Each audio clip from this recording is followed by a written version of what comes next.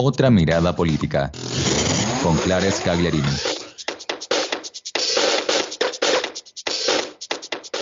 Horas 16 minutos en la República Argentina. Estamos con la reina total de este programa, la señora Clara Scagliarini. Dama, su tiempo.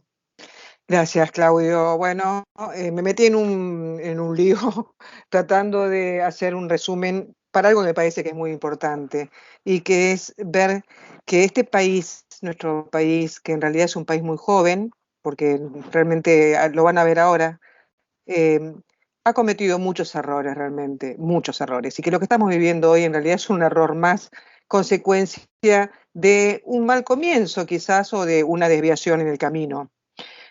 Argentina forma parte de distintos organismos multilaterales de crédito, esto lo sabemos todos, creo. Forma parte del Fondo Monetario Internacional, para los que hablan mal del Fondo Monetario, nosotros somos parte desde 1956. En el mismo año somos parte del Banco Mundial y desde el año 1959, del Banco Interamericano de Desarrollo. También tengo que decir que entramos 6 veces en cesación de pagos, en default, de su deuda externa a lo largo de toda la historia. La primera vez, escuchen bien, la primera vez fue en 1827. Después vino el pánico de 1890, la crisis de la deuda latinoamericana que ningún país o alguno de los países latinoamericanos podían pagar en 1982, la crisis del 2001 que todos recordamos bien, las negociaciones con los fondos buitres en el 2014 y después podemos hablar del reperfilamiento y posterior renegociación del 2019 al 2020.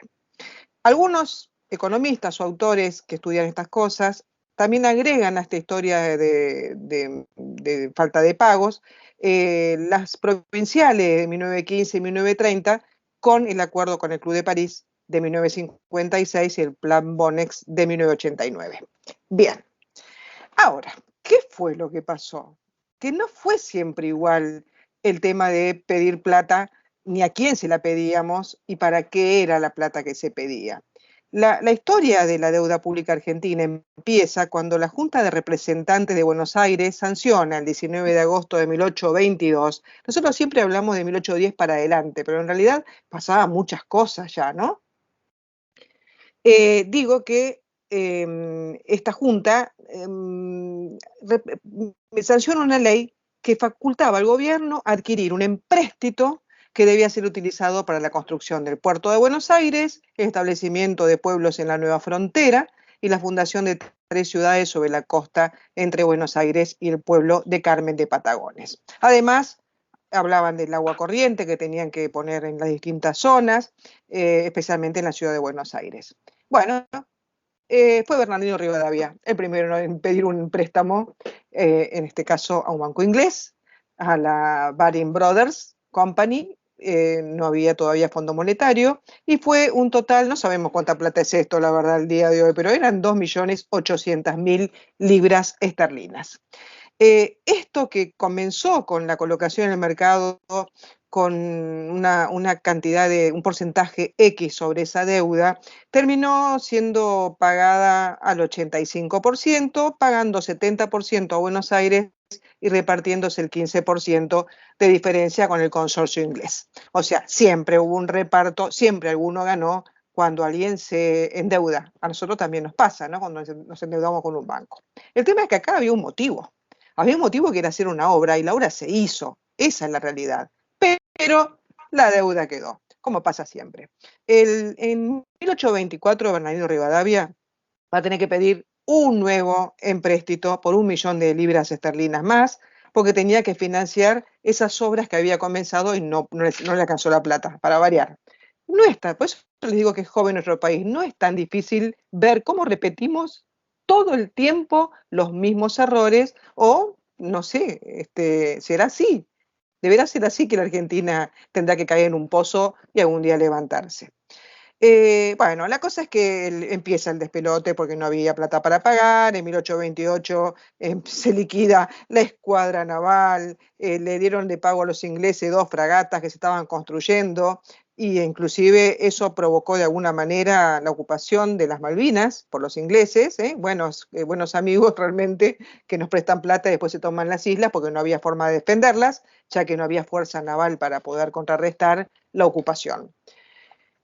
Va a terminar el gobierno de Rivadavia con exportaciones de oro que estaban permitidas en ese momento, pero que se agotaron rápidamente, como siempre, se agotaron las reservas nacionales. Esto fue un problema realmente, por lo cual Rivadavia establece el Banco de Descuento, un banco central que podía imprimir plata, billetes. Ahí empieza la historia de empezar a imprimir moneda porque no alcanzaba lo que teníamos. Todos los gobiernos continuaron pagando y refinanciando la deuda. ¿Y saben cuánto se pagó? Primero, terminó de pagarse en 1903. Eso fue lo que tardaron, 80 años. Pero además se pagó 8 veces más la deuda contraída. ¿Qué es lo que también pasa siempre? Se termina pagando mucho más por la serie de arreglos o acuerdos que se hacen, que es lo que va a seguir pasando, supongo. Va a venir Rosas.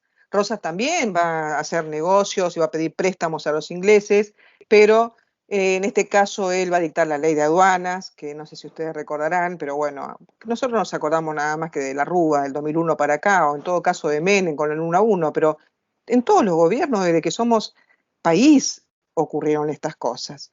Y bueno, y digo que Rosas rompe con el esquema liberal con un doble propósito. Primero era la defensa de las manufacturas criollas, tanto que lo critican a Rosas, miren cómo defendía esto, y eran perseguidos de 1809, y segundo, el renacimiento de una riqueza agrícola que él consideraba que era importante para exportar. ¿Estamos en el mismo momento? Parecido. En 1844, Rosas llegó a un acuerdo con Falcón en la Confederación Argentina, volvería a pagar los intereses de la deuda que se habían frenado, porque ese es el problema, que no se paga y después tenés intereses sobre la deuda. Que había suspendido en la época de Rivadavia, como dije, pero logró una quita del 80%. ¿A ustedes les recuerda algo esto? A mí sí, algo muy reciente. Bueno, Rosas volvió a pagar los intereses con esta quita y siguió haciéndolo en 1852 cuando fue su caída en Caseros, en la batalla de Caseros. Bueno, viene Mitre que hace otra deuda más y otro salto. Primero transfiere los compromisos de la provincia de Buenos Aires a la nación y después acuerda otro empréstito con la banca inglesa. Siempre fueron los ingleses los que nos prestaron plata hasta que aparece el Fondo Monetario, por 2,5 millones de libras adicionales para empezar la guerra con el Paraguay. O sea que ya acá el propósito no era productivo, era una guerra. O sea, cuando vas a hacer un puerto, y se justifica de alguna manera que te presten plata, pero cuando vas a una guerra, realmente no. Pero bueno, otra vez esta deuda asumida recibió menos cantidad de lo que había pedido por los débitos de descuentos, por el riesgo país y las comisiones. Sí, ya en esa época hablábamos de riesgo país y la Argentina lo tenía. Domingo Faustino Sarmiento, que sucede a Mitre, también se endeuda para continuar con la guerra y para armar fuerzas militares, y también para reprimir el levantamiento de Entre Ríos. Estamos en una historia que probablemente en las escuelas no se enseña en el día de hoy. Quizás algunos de nosotros lo hayamos visto. La deuda ya alcanzaba 14 millones de libras y evidenciaban un crecimiento permanente de la deuda externa. Va a venir la crisis de 1873, con el presidente Nicolás Avellaneda, que tuvo que también entrar en una crisis porque empezaba el Estado moderno, digamos, y en 1867 el Banco de la Provincia de Buenos Aires creó la Oficina de Cambios, empezamos con el problema de la moneda, a través de la cual Argentina ingresó al régimen de convertibilidad de la moneda argentina. Miren ustedes, que fue hace poco, o sea, no somos un país antiguo. Todo esto está repetido en la historia de cada gobierno, no importa cuál fue la ideología. Durante fines del siglo XIX se vuelven a contraer numerosos empréstitos adicionales, sobre todo durante la presidencia de Mitre, como dije, y también la de Julio Argentino Roca.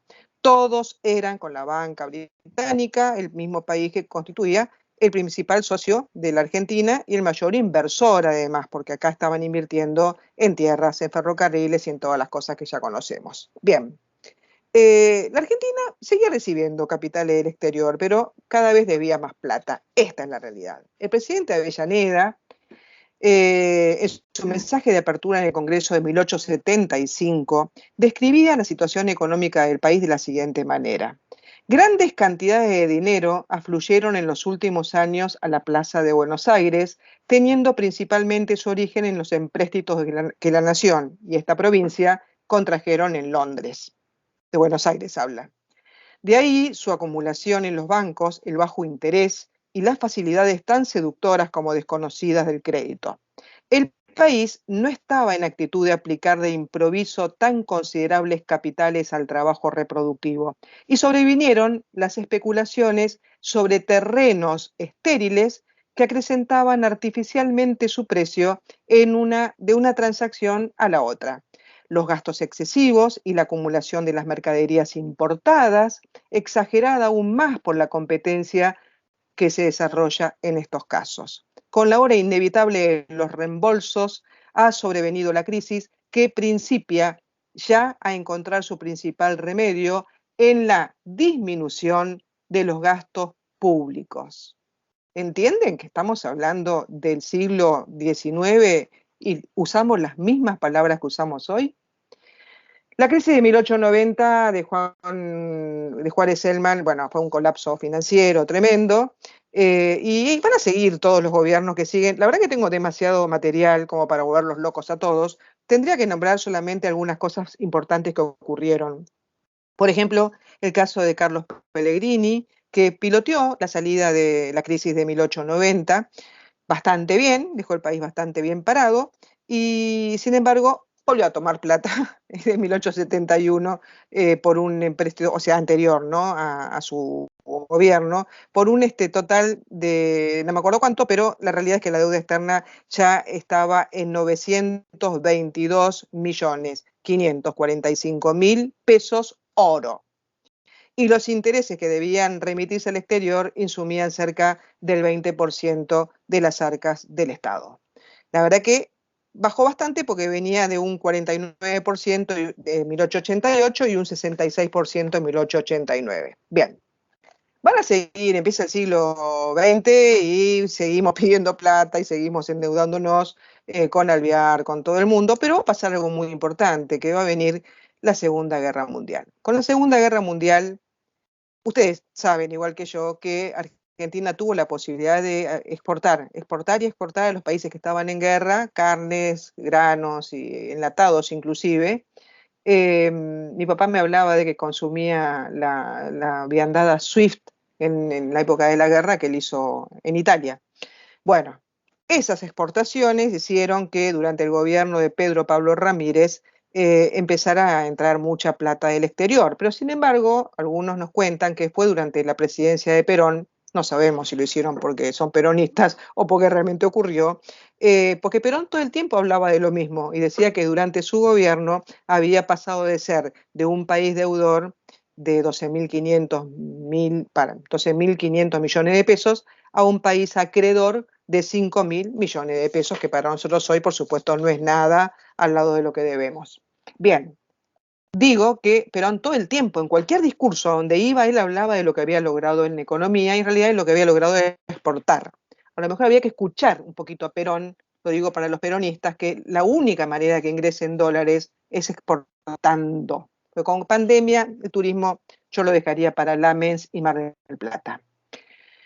Bien, después lo que viene, a ver, voy a hablar de Revolución Libertadora, se endeudaron. Voy a hablar de tremendo, la época de Isabelita, tan poco que duró, fue tremenda también.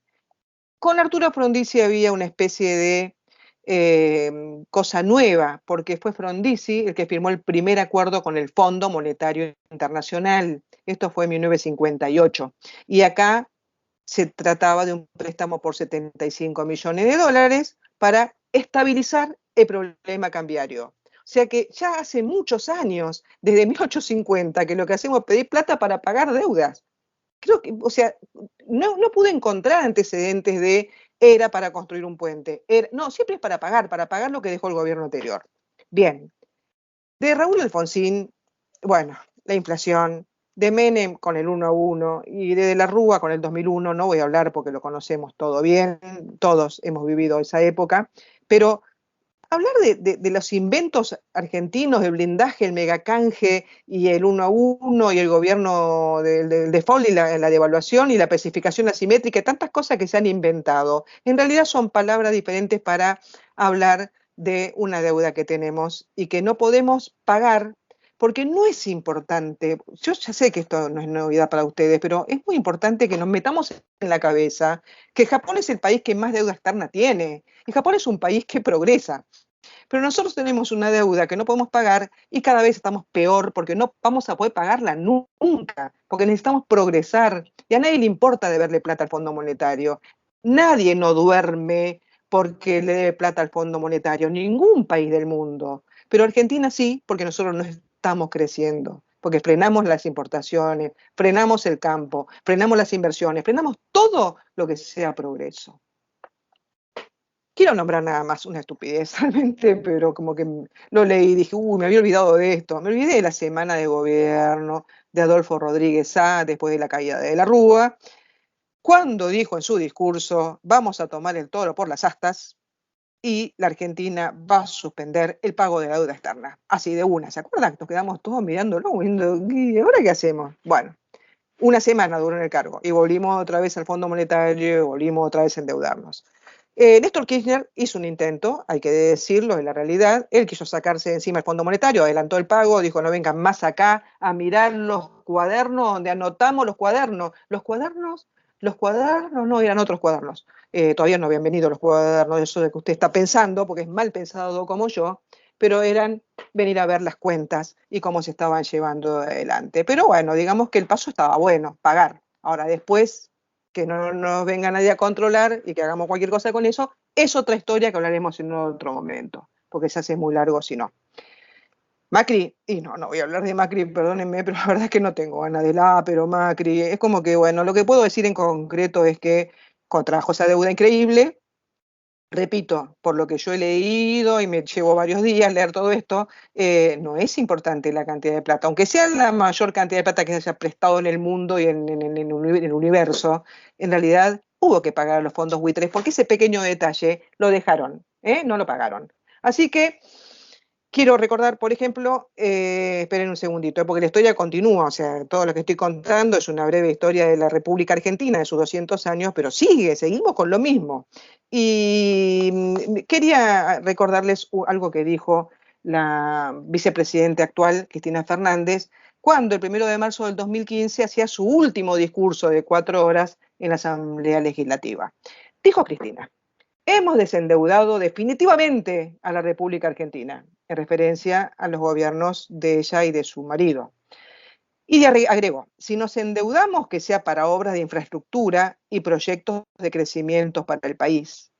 La mandataria en ese momento arrancó su discurso hablando de los logros económicos de su gestión, en un contexto de especulación de falsas expectativas y en el marco de una fuerte ofensiva internacional sobre nuestro gobierno. Guarda que nos estaban tirando desde afuera. No solamente debemos decir hoy que los bonos de la deuda reestructurada cotizan sobre su valor nominal, podemos decir que nuestro país, tu país, la República Argentina, es el único país que ha descendido en forma negativa su deuda externa en todo el mundo. Otra mentira más, una mancha más al tigre. Desde que acudí por primera vez ante esta asamblea, la Argentina tiene signo negativo del 11% en su crecimiento de deuda. Yo lo voy a poner en duda, después se lo pregunté a Estico a ver si estoy diciendo alguna estupidez.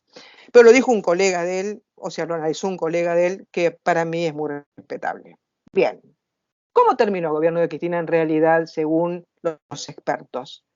A principio del gobierno de Néstor Kirchner, la deuda pública estimaba o rozaba los 180.000 millones de dólares. Este año en que habló Cristina, el 2015 digo bien, superaba los 250.000 millones de dólares. Argentina estaba prácticamente en cesación de pagos, parcial, y ya tenía una inflación galopante de cerca del 40%. Así que la pero Macri había que pagar cosas. Yo no estoy defendiendo la gestión. Creo que pensaron que la inversión y lo que iba a venir iba a ser muy de un gran crecimiento y por eso aceptaron esta deuda, para justificar algo que sea bueno, porque si no es como que te dan ganas de irte, ¿no? Pero Lo hizo mal, pero digamos que tuvo la intención. Después si especularon y vino el juicio y qué sé yo, las denuncias que continúan todavía, es otra historia también. Actualmente la Argentina debe, son datos muy precisos que me pasó Daniel, 363.362 millones de pesos, más 42.000 millones del Banco Central con LELIQ, o sea que debemos 480.000 millones de dólares. Casi nada. Voy a terminar, Claudio, con una frase de John Maynard Keynes, porque me parece que aplica a todo lo que acabo de contar. A ver, ¿de quién es la culpa? Dijo Keynes, si yo te debo 1 libra, tengo un problema. Pero si te debo 1 millón, el problema es tuyo.